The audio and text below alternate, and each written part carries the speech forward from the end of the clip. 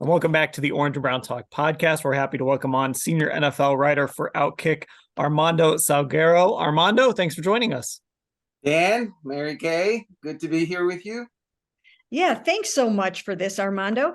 Of course, we want to get started with the very obvious, with what is going on down there with Tua and how well he's playing, and those two amazing receivers, Tyreek and Jalen. So give us the overview. So you want Super Bowl talk. Okay. And that's what it's starting to be in South Florida, because really the team has surprised a lot of people, especially on offense. And yes, Tua has thrust himself into the forefront of, great quarterback play so far this year. I just did an Outkick 360 radio show in which there was talk of MVP Tua. So it's a big deal. It's really a huge improvement from what has happened the last couple of years. And you mentioned it, the two wide receivers, Jalen Waddle and more specifically Tyreek Hill, are the reasons that the quarterback all of a sudden is elite, because they are elite. Mm-hmm. Yeah, I wanted to ask you about that. When you look at Tua, obviously he's playing so differently. Is it that simple, just that he has those two receivers? It's not that simple. Look, so the last couple of years under Brian Flores, there was a definite disconnect between him and Tua. I'm not sure that Flores really embraced the idea of Tua Tagovailoa as the starting quarterback for the Miami Dolphins. And the reason I'm not sure is because they tried to trade for Deshaun Watson. And in fact, we're the only team that was really in the hunt or the finalists to trade for Deshaun Watson last year at the trade deadline. Obviously, that didn't happen, and the rest is history with Deshaun Watson to Cleveland. But throughout that whole process, it was pretty clear and pretty public that it was the Dolphins and Watson. And meanwhile, Tua Tagovailoa was their starting quarterback. And the guy who really was the person that wanted that to happen, as far as Watson to Miami, was the head coach, Brian Flores. So he was fired after the season. They bring in Mike McDaniel. Mike McDaniel brings in the Kyle Shanahan system. Then the general manager brings in Tyreek Hill and Teron Armstead at the left tackle and a new running game. And now all of a sudden they've got weapons around Tua, and now all of a sudden Tua's good. So it's more than just the two wide receivers. It's a whole dynamic of all the parts fitting together for Tua. And you know what? Your old friend, Jacoby Brissett, is coming back to Miami this weekend.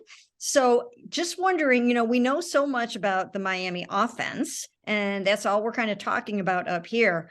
But we need to know a little bit more about this Miami defense. What do you think they're going to be able to do against, Jacoby and Amari, that connection? And then also, of course, Nick Chubb and Kareem Hunt. So what's the outlook there? Yeah, that's a problem for the Dolphins. And the reason it's a problem, we mentioned how the offense on the Miami Dolphins kind of has put it all together, because Mike McDaniel comes from the Kyle Shanahan system in San Francisco and so forth, and they've got that scheme going, and they've got a lot of talent.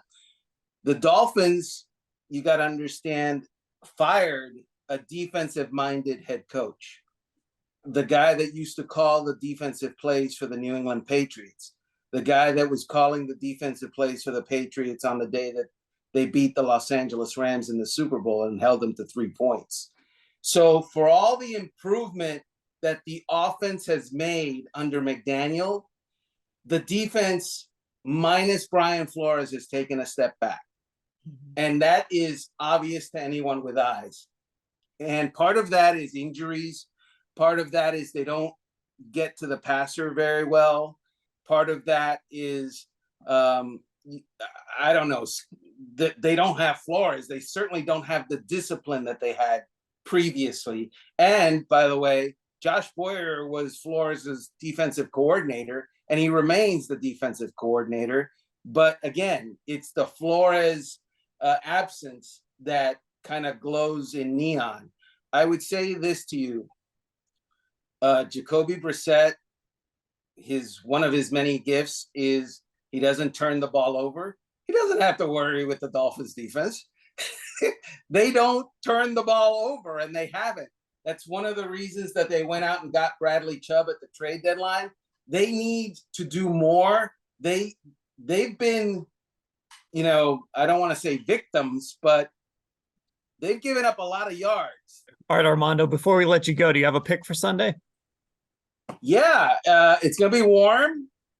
It's going to be, I'm sure that you guys will notice that the Browns will be on the sideline in the sun.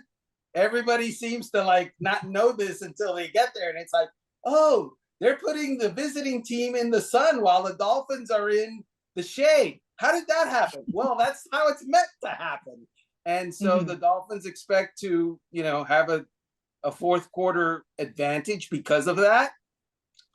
I just think that the Dolphins probably are a little bit more complete right now. I wouldn't be saying that if Deshaun Watson was starting for the Cleveland Browns, but for this week, I think the Dolphins are probably a little bit more complete team. And then where can everyone find your work? So outkick.com. It's pretty simple. And yeah, and I'll see you guys in Houston on December 4th. Oh, yes.